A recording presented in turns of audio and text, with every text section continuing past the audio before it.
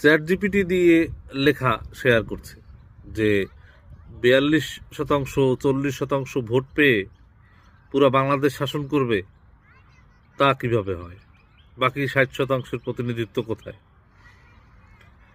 42% vote পেয়ে যদি শাসন না করতে পারে, তাহলে কি 6% ভোট পেয়ে শাসন করবে? বা 12% ভোট যে পাবে সে শাসন করবে?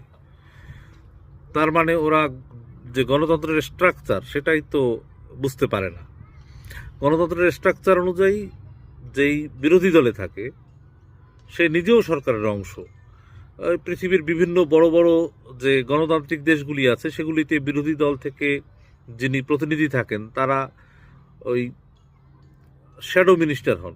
শ্যাডো মিনিস্টার, এমপি, এরা সবাই কিন্তু সরকারি টাকা পয়সা পায়, তারা সরকারি বেতন পায়, ভাতা পায়, তারা সরকারি হোস্টেলে থাকে, তারা আইন প্রণয়নে সহায়তা করে, তারা সমালোচনা করে, পার্লামেন্টে যায়।